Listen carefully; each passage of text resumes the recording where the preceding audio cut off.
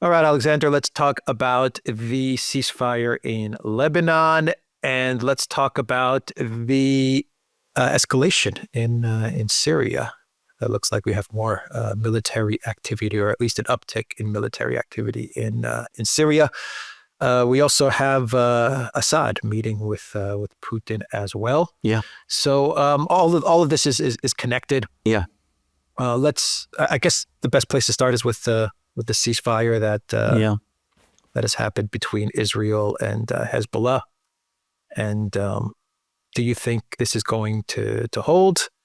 The Biden White House claims that this is a ceasefire that will lead to, after 60 days, will lead to a permanent end of the fighting between Hezbollah and Israel. But I think most rational, sane people doubt that this is going to be the case. What are your thoughts? I think this is. I agree with the rational people. I think that this is a pause. One can see the logic of this ceasefire. I mean, Hezbollah has been very badly battered over the last couple of weeks. I mean, its long-standing leader, Hassan Nasrallah, has been killed by the Israelis. His successor, Safieddin, was killed as well. They've now got another leader who's obviously finding his feet and trying to, sort out the leadership position within Hezbollah. Beirut itself has been very badly bombed.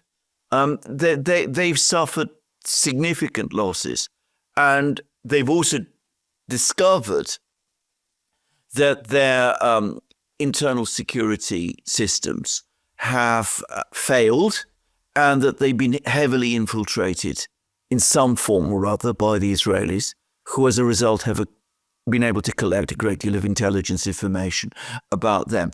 So from Hezbollah's point of view, a pause actually is a way of sorting out their internal problems.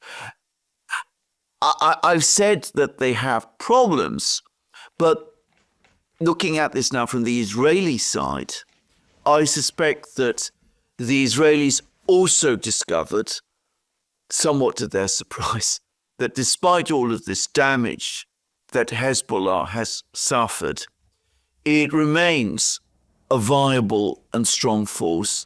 I did think when Nasrallah was killed that, the big test of Hezbollah would be then, would it hold together as an organization? It did. Its fighters remain disciplined and continue to resist the Israelis. There are lots of claims about levels of casualties and all of that kind of thing, and I'm not going to spend time trying to analyze that. The point was, Hezbollah did not fold. It held on to its positions in southern Lebanon successfully. It continued to resist successfully. So the Israelis found that they were not able to roll up Hezbollah as perhaps they might have hoped. So they have been facing military strains as well. The Israeli army is based on reservists, and many of them apparently are very tired. There's been frustrations and concerns on the part of many Israeli military commanders that the Israeli defense forces are overextended and overstretched, so they need a pause as well. So there is military logic on both sides for having a pause in the war. But it is essential to understand that neither side has achieved its stated objectives, and both sides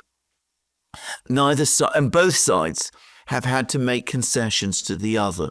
So when this all started, some Israelis were giving the impression that their campaign was to destroy Hezbollah, or at the very least to establish a buffer zone in South Lebanon. Well, that clearly has not happened. So the Israelis have had to accept that they're not going to establish a buffer zone in South Lebanon. They're pulling their troops apparently out, or at least the theory is that they're going to pull their troops out of southern Lebanon. Whilst Hezbollah, for its part, said that it would go on launching missiles into northern Israel until a ceasefire in Gaza was agreed. No ceasefire in Gaza was agreed. But looking at this ceasefire agreement, which, by the way, is technically not between Israel and Hezbollah, but between Israel and Lebanon. Just saying. Anyway, looking at this agreement, it looks as if Hezbollah, for the moment, is not going to launch more rocket or missile strikes into northern Israel, despite the fact that there has been no ceasefire in Gaza. So each side has had to make concessions, and both sides have failed to achieve their their stated objectives, but each side has demonstrated its capability to the other. Let's talk about Syria now, because this is not a coincidence that as we have the ceasefire come into effect in Lebanon, we have an escalation in Syria, or at least what appears to be an escalation. What are your thoughts there? What's going on in Syria? I have no doubt that the two events are connected. As I said, the operation in Lebanon, the Israeli operation in Lebanon, has turned out to be much more difficult and far more prolonged than I think the Israelis anticipated.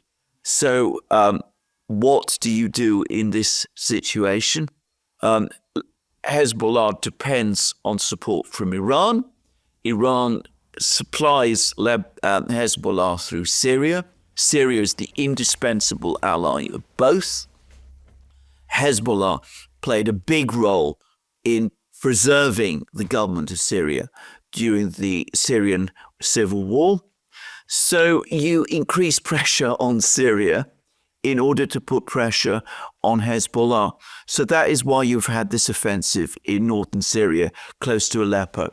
My understanding is that that offensive has now been stopped, that the Syrian army has been able to move, and that the Russian and Syrian Air Force have been active. And of course, the fighters, the Islamist fighters, the jihadi fighters, no longer get the support from Turkey that they previously did. So probably this won't be sustainable for very long. But clearly, I have no doubt about this, some of the backers of the Israelis and the CIA and all of those people who have long-standing connections with some of these insurgent groups in Syria, activated them in order to try to put pressure on the Syrians. And by extension, these guys, right? Yeah. Exactly. And to get Hezbollah perhaps to divert some of its fighters from the Lebanon war to Syria itself. The ceasefire that we have just seen has overtaken that strategy. And it almost certainly means that it's going to fail. This offensive is going to run out of steam and will fail. What does it tell you that Turkey was not as involved this time around? Well, are you sure about it? I mean, is that... Yeah, I'm reasonably sure about that. And I get the sense that the Arab states are not keen on supporting this insurgency either. Like Saudi Arabia. Saudi Arabia, exactly. So we're not going to see a return to the kind of tremendous conflict that we saw in Syria between 2011 and 2015. So it's not going to be a repeat of that. This is an attempt to restart something in order to put pressure on the Syrians and indirectly on Hezbollah and also on Iran. But as I said, it started too late. The ceasefire that has been negotiated would have been negotiated without reference to these events in Syria. Going back to the ceasefire that the Biden White House has achieved, at least that's how they're framing it. 60 days, once again, comes with a couple of months into Biden's term as president. In about 60 days, less than 60 days, Biden exits. Trump will inherit the mess that is the Middle East. Coincidence, the timing of all of this? The fact that it will not hold, is that something that the Biden White House fully understands and probably doesn't really care about? Because they could say, well, let Trump deal with a renewed conflict. Absolutely, of course. This is. I mean, they can go away and say that they've achieved a ceasefire in Lebanon, and if the conflict resumes, it's not their fault. It's Trump's. He is the aggressor here. Now, the most interesting thing about the ceasefire, the most difficult thing to understand about it, is why Netanyahu agreed to it, because he has consistently rejected ceasefires up to now. And as I said, this particular ceasefire fell well short of some of the objectives that at least his supporters held. I don't know what Netanyahu himself has said about this, but I mean, Hezbollah clearly has not been destroyed. Nobody seriously expects that it's going to withdraw its forces north of the Litani. I mean, this is in the ceasefire, but it was also there in the previous ceasefire negotiated in 2006. Nobody really believes that's going to happen. So why did he agree to that? No buffer zone, none of those things. So, and there are many, many people in Israel who are his supporters, who are furious with him. Ben Gvir, one of his ministers, has denounced this. People who live in northern Israel are furious about this. The former Prime Minister, Naftali Bennett, is criticizing him. There's been criticism of him in the Israeli media. There's even, opinion polls in Israel that show people very angry and upset about the ceasefire. These are, I want to stress, Netanyahu's support base. So why did he agree to it? Well, I'm going to make a guess, which is that he is looking to walk forward to Donald Trump. And one of the justifications he gave for his agreement to the ceasefire is that it will now, the focus from this point onwards will be Iran. And I think that probably he's been given assurances by the Trump people that the focus will indeed be on Iran. Trump does not want to get drawn into a prolonged conflict in places like Lebanon and elsewhere. We did a program about this a couple of days ago, or about 2 weeks ago, in fact, about how the Trump plan seems to be to return to maximum pressure against Iran. So I wonder whether Trump or his people have told Netanyahu, look, we want an end to the fighting, but that doesn't mean we're holding off on Iran. On the contrary, we're going to try and suffocate the Iranians like you've never seen.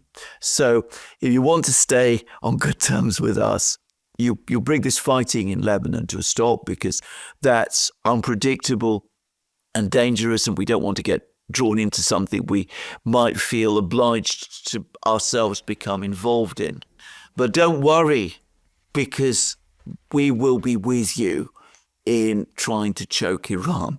So I think that may be what I think that may be what explains this all, because it is a bit surprising and not really very clearly explained why Netanyahu decided to go along with this. I mean, there's no doubt that the Israeli army wants it, but Netanyahu has never let himself up to this time be too concerned about that.